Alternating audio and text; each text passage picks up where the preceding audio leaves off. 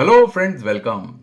Friends, I have been following the satellite sector for quite a bit of time, maybe around 2.5 to 3 years, when this whole talk about entry of satellites business into the market was becoming hot and the TRI consultation paper started. I've done a series of articles as well as videos to explain the technicalities and the nuances of satellite business. Now, recently, because of the Starlink and Starlink and Reliance Jio's, what do you call it, tie-up, resulted in a lot of speculation in the public, and articles are being written in respectable newspapers. So, what I have been trying to do is trying to get to the bottom of those stories, because sometimes the headlines become quite misleading, and sometimes the headline does not give you the exact information that you should be looking at and see what kind of implications that headline or that particular action of the government will have on the consumers. So in this video, I have taken a particular vertical. What is that? This is the spectrum tax. In one of my video, I have explained that because Starlink is going to be given spectrum at an administrative rate, at an administrative manner compared to what the terrestrial operators have been given, which is auction based. Therefore, there will be an spectrum usage charge which is going to be more than zero, because auction spectrum attach a spectrum usage charge of 0%. What is spectrum usage charge? Spectrum usage charge is a percentage of their top line is going to be deposited to the government in terms of license fee. Similarly, there is a license fee, separate license fee, which is 8%, which will be applicable for Starlink as well as it is applicable for the other terrestrial provider also. So that irrespective of whether the spectrum is given through auction or given through administrative, that is going to be uniform across all service providers. So on top of this 8% license fee, what is the amount of spectrum usage charge that should be applicable on Starlink, so that there is a level playing field between the terrestrial operator and satellite company is what is getting debated and analyzed in TRI, and maybe TRI is breaking their head to figure out what they should do with the spectrum usage charge. Now, this headline that you are seeing here talks about that there will be a likely higher spectrum usage charge which will raise service cost. Now, if service cost raised, then service price is also going to get raised. In this video, I am going to do a calculation right in front of you that by how much service prices are going to increase in order for Starlink to become revenue neutral on account of license fee as well as on account of spectrum usage charge, both. And let me go straight to my analysis, because then only you will be able to understand the implications on the consumer. And the second thing that we are going to do is that after we have analyzed this Excel sheet, we will also speculate that if this impact because of this license fee and the spectrum usage charge, if Starlink doesn't want to absorb or it doesn't want to raise the service price, what kind of impact it will have on the consumers on quality of service. We are going to talk about both these things, and be with me till the end of the video. You'll find this interesting, though it is not going to be very complicated. So look at this sheet. Very simple. Right? So what I have done in this sheet is I have only 3 items here. We are going to only analyze these 3 items based on certain inputs which are captured here. Just forget about this particular row, because this is just a reference number which says Starlink's global EBITDA is roughly 48.7%. Just a reference. I'm not going to use this for the calculation for the viewers, and you can go and check. I went and searched internet. I figured out that this is the number. Okay. Now, let's say that service price, so there are 2 cells which I want to change. One is serial number 1 and serial number 3, because serial number 2 is 8% fixed. It's not going to change, right? So let me make this 0%, right? Service price increases 0%, which means that Starlink's revenue top line will be normally 100. Means, let's say if there were no license fee, nothing, or license fee, before license fee and spectrum usage charge, what is the revenue that Starlink is going to collect? That is rupees 100. I'm just making it up. I'm just making an assumption, right? It can be any, some $1 million, etc. But for the sake of this business case analysis, I'm just taking it at 100, right? Now, after this impact of the license fee and the SUC, which is captured in this row, which is row number 6, the net revenue will be what? 100 minus 10. which will be 90 rupees. Currently it is showing up 90 rupees. Why? Because I have a license fee of 8% and a spectrum usage charge of 2%. So if you apply this to this, you subtract, you get 10 rupees a license fee and SUC, and you subtract it, you get 90 rupees. Now, in order for Starlink to be revenue neutral, which means that this cost, this is the row number 6, license fee and SUC, it will pass on to the consumers. That is the most logical thing to do because it's a global business with a global EBITDA. So why would it absorb the cost, right? Because if it absorbs the cost, then it is going to pull down this EBITDA. The EBITDA, the global EBITDA is going to be pulled down marginally, not very much. But if it does not absorb the cost, then we will stay in the same number of the global EBITDA of 48.7%, right? That's the whole idea of making the EBITDA grow. Because if the EBITDA grows, then only the profitability will increase. That's how it is, right? So we will assume that Starlink is going to increase the service cost in such a way that this item, which is row number 7, this is again bumped up to 100. That's all we are going to do by tweaking this two cells, this cell and this cell. This cell, because this is the cell which is basically indicative of pricing increase, and this is the cell of speculation. So let's start with SUC 0 and let's see by how much we have to increase the price.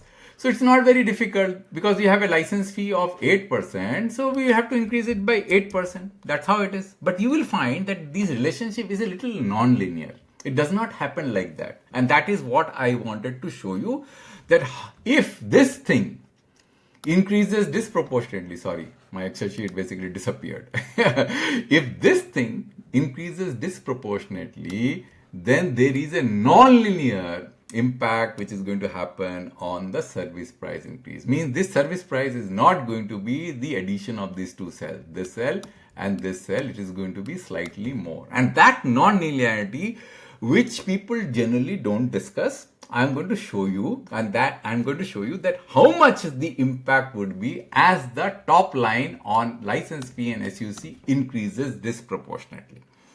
That's what we're going to discuss. So now let's do this following. Let me just tweak this a little bit higher. We have got 8%, but service price increase by 8% leads to 99.36. So let me just bump this a little bit higher, which becomes 8.5%. So when I do 8.5%, this is 99.82. Let me make it 8.7%. So when I do 8.7%, so you can see that by 8% license fee, you have to raise the service price by 8.7% to make it revenue neutral. Means Starlink is now revenue neutral in order to maintain a global EBITDA of 48.7%, unless the cost of selling services is little lower in India, which it can then it can pass absorb some of the cost in itself, and it doesn't require to raise the service prices by 8.7. It's quite understood. If India's operations are going to be cheaper from a from a service provisioning point of view, equipment is not going to be cheaper because there will be, these are going to be mainly imported initially. There is not going to be manufactured in India, right? At least in the short term, maybe later it might, but it will be imported. And only thing that can be saved is the service provisioning cost, means the provisioning of the service inside the house, or somebody has to come and do the service provisioning, maintenance, etc. Some of those can be saved, right? But whatever it is, let's look at this, focus on this first, right? Now let's do one more thing. Let's increase the SUC now by 1%. Now if I increase the SUC by 1%, now we have got how much? 8 plus 1, 9%. Let me take rectangle here. That will be better. 8 plus 1, 9%. Now by how much we have to increase this? Let's try 9%. So if I do 9%, then it becomes 99.19. So let's do 10%. So if I do 10%, it's approximately. So you can now see that by raising the total license fee and spectrum usage by 9%, we have to increase the service price by additional 1% in order to get to a revenue neutral stage of 100.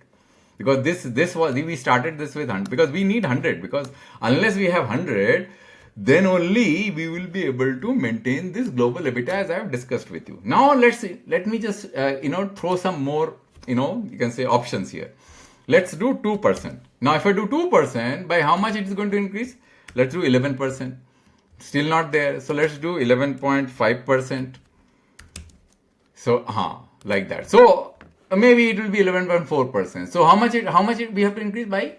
So by increasing license fee and SUC put together means charging license fee and SUC of total 10%, we have to raise the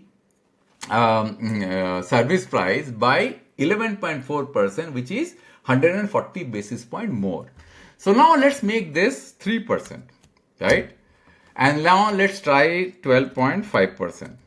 So when I do 12.5%, then it becomes revenue neutral, right? So which means that by charging license fee and spectrum usage charge by 11%, you have to raise this by by how much? It is going to be 1.5%, roughly the same, not much. So now let's make it 4%. Now, by how much you have to increase this? 13, still not there. 13.5, still not there. 14, maybe 14, 13.9, right? Or maybe 13.8, right? So yeah, 13.8. So you can see, now you can see that 12%, but we are going 180 basis point. Now, if this is 5%, I don't think it's going to be more than 5%. By how much you have to raise? 14%? No. 15%? Yes, 15%. So now you see that if this is going to be 13%, this plus this 13%, then you have an additional 2%, 200 basis point on top of that. So this is the non-linearity which I was talking about, right? So this is the first part of the discussion. Means you can imagine that because of license fee and spectrum usage charge, they have to bump up their revenues by 15% in order to stay at the same level as they are doing globally, because globally license fee and spectrum usage charge is not that significant. It is just to recover the administrative cost, right? Because this spectrum is never auctioned, so there is no charge applicable. Now let's talk about the second case. The second case is that if assume that there is no service price increase, okay, which means that instead of collecting rupees 100, they end up collecting rupees 87 as top line. Means they are losing this 13 rupees to the government as license fee and spectrum usage charge. Now what is Starlink going to do now? Because what will happen is Starlink is going to definitely lose that the top line from India, because Starlink capacity is anyway getting wasted in India, because if the Indians market does not open up, those satellites are going to be anyway hanging in the sky. But the issue here is that Starlink has to maintain a global EBITDA. It can't be pulling down its EBITDA in order to take the Indian customers. Otherwise, their whole business model is going to collapse and their stock prices are not going to show a upward trend. This EBITDA is pretty important because their global profit will depend upon how they are able to maintain the EBITDA. So they cannot price their services cheaper in India. If they do, then this global EBITDA is going to be driven down. But they can do one thing.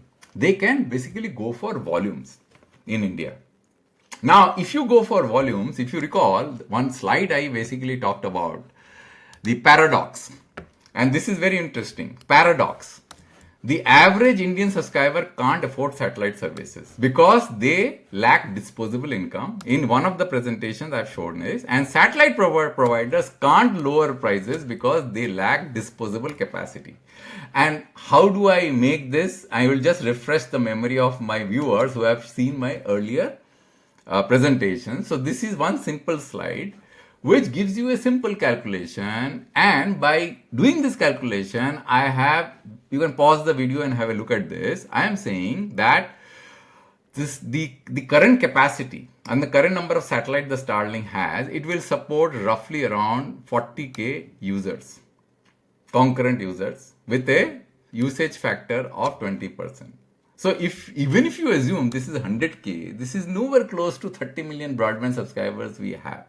Now, this is for 100 Mbps download speed. Now, if you have to, increase these subscribers, then the capacity is not there for you to support 100 Mbps download speed. So what you have to do, you have to cap the capacity, cap the download, data.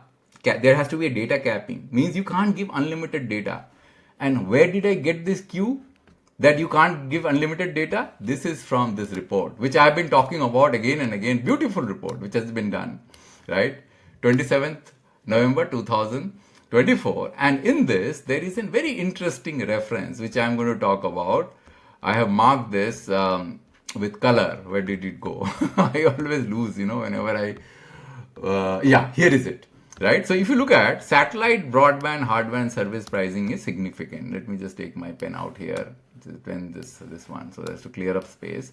So here you will find that though the service pricing of Starlink in US is $120, while the hardware cost is $49. In Kenya, Starlink has taken few measures to improve affordability. What they have done? They are offering hardware at $210. And allowing the customer to rent equipment at $15 per month. That's not what I'm going to focus on here. It has a $10 monthly plan that offer 50 GB. Means it is capping the data at 50 GB, not more than that. And all the broadband that Indian users are used to experiencing is unlimited and starting less than $5. Why they are doing that in Kenya? If they are capable of offering, right, a $10 plan, why they are capping this as 50 GB? Again, we are coming back to this slide because of this main issue which I spoke about yesterday, right? So that's why. That is why, because they are capping. And why Indian consumers can't afford Starlink or satellite services? Because of this chart. There were certain slides which I showed you. I am going to paste that. I'm not going to basically go and talk about this again. Is satellite service affordable for India? So there are a couple of charts I'm going to just show you so that the viewers who have seen my presentation earlier can refresh their memory. So this is the chart. And I'm not going to spend time here. What I am concluding in this chart is that only a fraction of the Indian population can afford high-cost satellite terminal expensive plan because of this metrics. Means the affordable income of Indians are pretty low. We know on the fractile classes of around 5% of the people will be able to afford satellite services because that's disposable income for the 95% of the population is so low that they can't afford satellite service. So that's all, friends, which I want to talk about in this video, which kind of gives you a sense that this spectrum tax that India is levying and the license fee that India is levying is making satellite broadband extremely unaffordable when we know that satellite broadband doesn't have the capacity to compete with the terrestrial player, neither from an affordability price point of view nor from the point of capacity. Satellite providers actually want their satellite prices high, the service prices high, so that their network does not get congested. That's why they will artificially or genuinely keep the service prices high. If they lower the service prices, then their premium subscription plans are going to be impacted. Maybe they will have a tier 1 plan, tier 2 plan, etc. The tier 2 plan, they will give very low data consumption plans for monthly plan. For premium subscriber users who will pay more, for them they are going to give them unlimited. So you will never be able to get satellite services in India at an affordable rate compared to what you get in your terrestrial broadband, optical fiber, and the wireless broadband, which is currently being offered through 5G. So probably now, friends, you understand that why satellite services are no way in competition to terrestrial services. There is no way. And even if they want to compete, they can't compete because they don't have the capacity. This is the tagline. I think, again, let me just show you for the sake of repetition so that you can understand. This is what is the most important paradox. So look at this paradox. The average Indian subscriber can't afford satellite services because they lack disposable income. Satellite providers can't lower prices because they lack disposable capacity.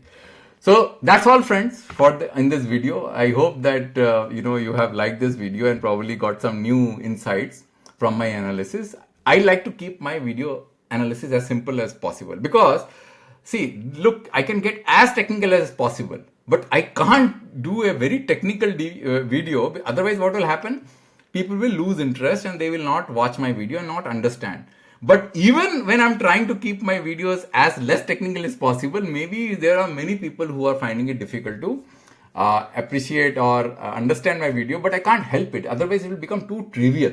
So there will be nothing, which will be unique, which I am going to talk about in my channel. So be with me. Otherwise, it will be like any other video, channel where you talk about things in the air without linking them to facts and this kind of analysis. Thank you, friends, for your time. I'll come back with a new video next time on a new topic. Thank you very much.